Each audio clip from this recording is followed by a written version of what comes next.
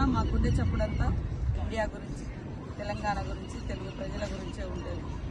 మనం గత 2 రోజులుగా చూసినప్పుడు మరి ఢిల్లీ నగర వీధుల్లో, ఢిల్లీ నగర నడిబొడ్డున విద్యార్థుల రక్తం కళ్ళ చూసినటువంటి బీజేపీ ప్రభుత్వము చేసినటువంటి తప్పిదాలను, అదేవిధంగా నియంత్రిత విధానాలను నిరసిస్తూ మరి ధర్నా చేసినటువంటి ప్రతిపక్ష నాయకుడు రాహుల్ గాంధీ గారిని, ప్రియాంక గాంధీ గారిని, మల్లికార్జున్ ఖర్గే గారిని, కేసీ వేణుగోపాల్ గారు, అదేవిధంగా మరి కాంగ్రెస్ పార్టీ ఎంపీస్, ఇతర అలయన్స్ పార్టీ ఎంపీస్ అందరినీ కూడా అత్యంత దారుణంగా హ్యూమిలేట్ చేస్తూ మరి భౌతికంగా రాహుల్ గాంధీ మీద దాడి చేస్తూ అరెస్టు చేయడాన్ని తీవ్రంగా నిరసిస్తూ మరి రోజు శాంతి పోరాటానికి ప్రతీక కాంగ్రెస్ పార్టీ, మరి అహింసా మార్గంలో పోరాడుతున్నటువంటి కాంగ్రెస్ పార్టీ నాయకుల మీద, విద్యార్థుల మీద లాఠీ చూపించడాన్ని, అక్రమ అరెస్టులను, నిర్బంధాన్ని తీవ్రంగా ఖండిస్తూ ఈరోజు మరి అమెరికా దేశంలో శాన్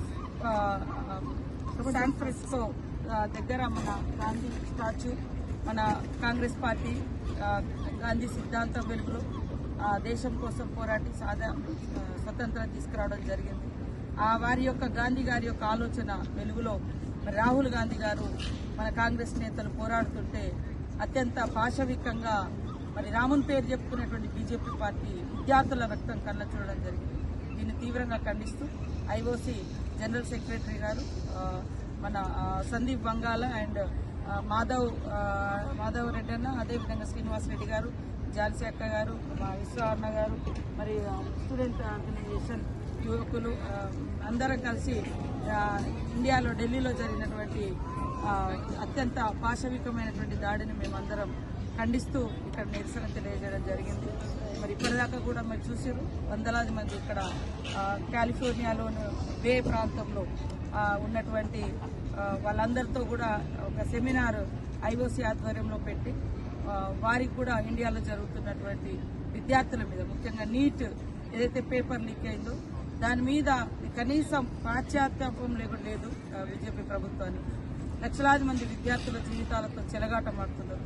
వాళ్ళు ఎంతో కష్టపడి చదువుకొని ఎగ్జామ్ రాస్తే పేపర్ లీకేజ్ చేయడం కాకుండా దానికి బాధ్యులైన వాళ్ళ మీద శిక్ష చేయాలంటే, పనిష్మెంట్ ఇవ్వాలంటే పిల్లలకు పనిష్మెంట్ ఇచ్చినటువంటి పరిస్థితి. ఇంతకంటే దరిద్రాన్ని ఇక్కడ చూడలేదు. కాబట్టి వెంటనే ధర్మేంద్ర ప్రధాని గారు రాజీనామా చేయాలి. అదేవిధంగా మోడీ గారు ప్రతిపక్ష నేతగా ఉన్నటువంటి రాహుల్ గాంధీ గారికి క్షమాపణ చెప్పాలని ఈ సందర్భంగా మేము డిమాండ్ చేస్తున్నాం.